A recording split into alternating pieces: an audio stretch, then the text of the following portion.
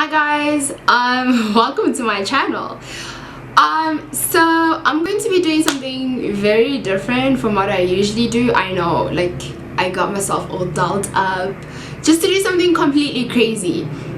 So yeah, it's just gonna be a quick video because yeah, the cars don't mind that. But anyway, it's gonna be a quick video on something that like my sister just came to me about, and she was, so yeah, so if you like the video, if you agree with it, if you know anything about it, comment below. I would actually like to talk about this stuff. It kind of scares me, but at the same time I love sort of any sort of theory, any conspiracy theory, anything on like along those lines. I like it because I have those brains that want to know things.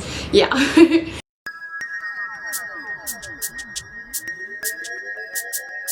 So basically my sister came up to me about the whole idea or the proof to the Mandela Effect, which basically is this whole idea that you've known, or a whole bunch of people in the world have known something to be one way, and then it actually turns out there was another. For example, Sex in the City. Everyone knows it as Sex in the City, but the producers literally say that it's always been Sex and the City, and all the merchandise says Sex in the City. Everyone calls it Sex, like we all believed it was Sex in the City, and now all of a sudden it's like the official document says Sex and the City. So yeah, so my whole question was, okay, fine, we have all these theories, Fruit Loops that's spelled with two O's instead of the UIT for fruits and all that, but let's just start with the actual name, the Mandela Effect, because a lot of people overseas, to my knowledge, I'd like to believe that a lot of South Africans didn't believe this, but they believe that Nelson Mandela died in the 80s or so. And then when they found out that Nelson Mandela only died a couple years ago, they were all just like, but was he already dead? So this literally started the whole Mandela Effect. Like after that, that's when people started noticing all these things a lot more. So my sister and I were trying to decipher the entire thing, and I was like, let's just talk about the fact that this is called the Mandela Effect, like the Mandela Effect itself. And we're obviously talking about the theory of there's either an alternate universe, or there are people time traveling, and obviously there's the butterfly effect and all that. You guys can just look all that stuff up on YouTube because I'm not gonna, like, it's gonna be too much to explain, but like there's the whole butterfly effect of like they do something and then it just kind of carries on in time and all of that. So my biggest question was, okay, what if the actual Mandela part of it is that they first realized that Mandela, being the black president of South Africa, the first black president of South Africa, wasn't the best way to go, like in the future. And in the future they were like, okay, let's try and dissolve the situation, like maybe some future president. Obviously I can't say for sure because I don't know who's going to be in the future, but let's say some future president of South Africa realized that, like, with our current state, even more if you're in South Africa, you know, with the politics, like the EFF, the DA, the ANC, all of that.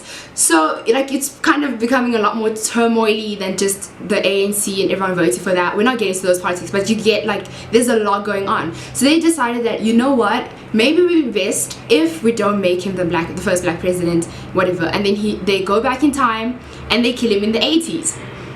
But then, if you remember, or if you know any sort of South African history, you don't have to be in depth into it, that's just me, but if you know, before they decided to release Nelson Mandela and start all the negotiations and everything, you know, to have a non-racially segregated country and end apartheid, basically, the country was on the brink of a civil war. And let's say they killed Nelson Mandela in the 80s, like I just theorized, and obviously the civil war would have maybe even been worse. The black people could have retaliated even worse against the government, or this war could have been full blown out, and South Africa at worst could have been in a terrible economical state. So, because if you remember as well, there were sanctions against South Africa. So South Africa was a independently functioning country in terms of the economy and its own, like, oil, electricity and all these things. That's why Sasol and all of those companies exist, if you didn't know and you're from South Africa. But there are a whole bunch of South African companies and things that you know that are literally only South African owned, and they only, like, began in South Africa, and that's only because the rest of the world wouldn't share those resources with South Africa because of apartheid and because of the racial segregation. So imagine they kill Nelson Mandela, the country goes into an even bigger civil war. It's not just the police killing people now, it's a full-on civil war, everyone like killing each other, and the economy is already supposed to be depending on itself, and it flat down falls. And basically, instead of South Africa being, you know, this third world, in a first world country, if you get it, it literally just becomes a third world that has no development at all. And then they realize that in the future, that the potential growth in South Africa and where it was then compared to what was happening now. So they basically realized that the circumstances now are worse than, you know, their first outcome, which was basically just having maybe terrible political turmoil in the country and just having all these like issues, especially like the issues that have been coming up racially in the country. So for them, that just maybe wasn't that ideal, but this is obviously worse, it's economically worse. And then they go back in time and basically they don't unkill him, because that's not, you know, they've already done the thing, so now they need to go back and stop themselves from doing the thing. So they're gonna go back in time and stop themselves from killing him.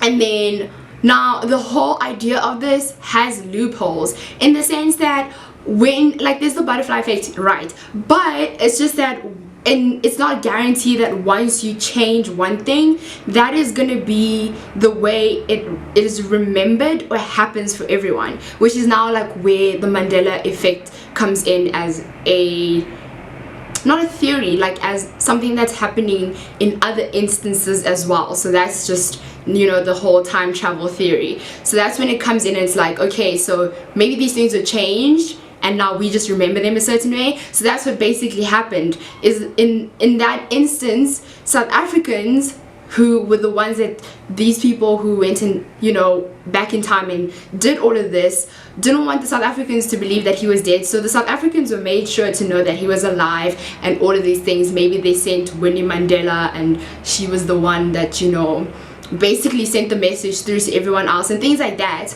But then when it comes to the rest of the world, they could have still been stuck in the first time they went and changed / altered the country and Nelson Mandela's fate. So this is just like, yeah, so I was just looking at, because I like the theory, I like the whole Mandela effect and everything. It seems to be very interesting, because there's a whole bunch of things that, like, even with me and like L'Oreal yesterday, it was honestly the first time I've ever seen L'Oreal being spelled that way, and I don't know what was happening, but anyway. So this is just, there's a whole bunch of them, but I was like really interested in the fact that why would like the rest of the world think he's dead, you know, and then we come through and we're like, no, he wasn't dead, like we knew he was alive the whole time. So that, and then thinking about time travel as well, which is an idea that I very much like. It's enticing as an idea. So yeah, so thinking about like time travel and all of this put together, to me was just like, let us talk about this one event, let us, you know, especially as a South African person, I'm just like, let's just try and think about it, let's decipher it. I want people to know, especially if like you're South African and you have a very good knowledge on South African history, like just maybe there's something else that you know about all of this and all the reasoning, and you know, because there's a whole bunch of other theories, like the Pope went to visit Nelson Mandela while he was in jail in the early 90s, I believe. That was just a theory I heard, so I can't confirm that, but all, like a bunch of stuff. So let's just talk about this. I know it's very different to my channel. I'm all about beauty and all that stuff and like the vlogs and living my life, but this is something that I'm interested in, and I think a whole bunch of people would be interested in as well. So yeah, let's talk about it. Let's just comment. I want to talk, like I want to, because my sister and I like sending each other voice notes that are way too long about this. So yeah, you guys let me know what you think, your comments, theories and all of that down below, and then just give it a thumbs up. Maybe if you guys like me just speaking about things, I know a lot of people enjoyed like the one video where I was just speaking and, you know, so maybe if you guys enjoy it, just give it a thumbs up so I know and all of that, and then don't forget to subscribe to my channel while I'm here. So yeah, I'll see you guys next time.